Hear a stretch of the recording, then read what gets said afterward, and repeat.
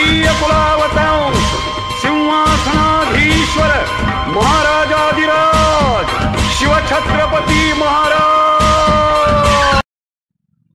नमस्कार मित्रांनो, माझं नाव राहुल आणि माझ्या यूट्यूब चॅनलवरती तुमचं सर्वांचं स्वागत आहे। हा तुम्ही जो रस्ता पाहताय हा मंडणगड ते डॉक्टर बाबासाहेब आंबेडकरांचं मूळ गाव म्हणजे आंबवडेपर्यंत हा रस्ता बांधण्याचं काम सुरू आहे। आणि असं ऐकण्यात आलं आहे की PM मोदी या रस्त्यावरती येऊन हे काम कसं झालं हे पाहणार आहेत आणि त्याचबरोबर 14 एप्रिलला डॉक्टर बाबासाहेब आंबेडकरांच्या मूळ गावी ते भेट देणार आहेत।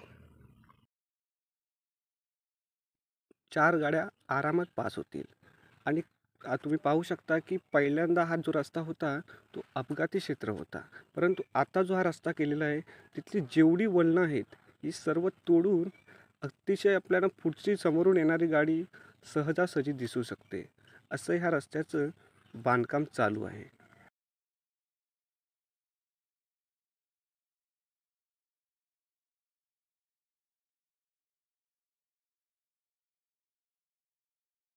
पास होऊ शकतात, कारण पूर्वी जर तुम्ही पाहायला गेला असतात तर इकडे खूप काही वळणं होती, पण आता ही सर्व वळणं अतिशय तोडून एकदम सरळ रस्ता केलेला आहे, जेणेकरून अपघात होण्याचा चान्स खूपच कमी आहे।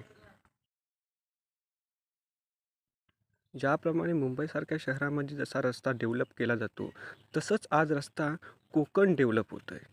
म्हणजे जो रस्ता तुम्ही मुंबईला पाहतात आज तसाच रस्ता PM मोदी कोकणामध्ये करून देतात। आणि हा रस्ता मंडणगड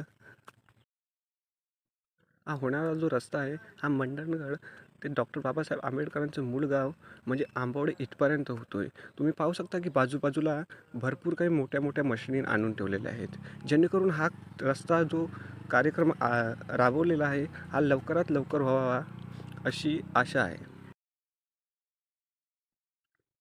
आज जर हा रस्ता बनून तयार झाल्याच्या नंतरला म्हणजे टुरिस्ट प्लेससुद्धा भरपूर काही वाढू शकते आणि कोकणामध्ये जास्तीत जास्त लोक फिरण्यासाठी येऊ शकतात।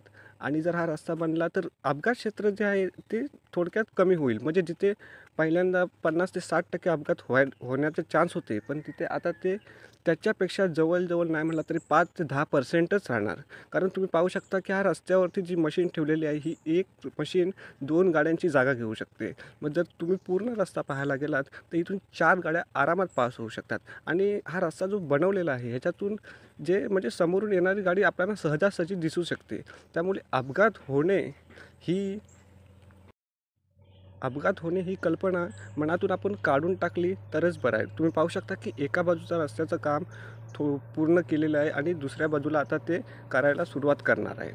म्हणजे जर 14 एप्रिलपर्यंत आपण पाहायला गेलो तर पूर्ण रस्ता ओके करून आपल्याला मिळेल आणि पंतप्रधान मोदींना पण इकडे यायला काय हरकत वाटणार नाही, कारण त्यांचा हा जो राबवलेला कार्यक्रम आहे हा अतिशय सुंदरपणे पार पडला जायला आहे। आणि पाहायला गेलात तर हा रस्ता अतिशय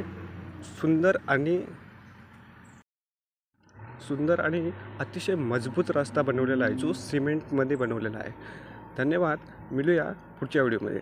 तर जय महाराष्ट्र, जय शिवराय।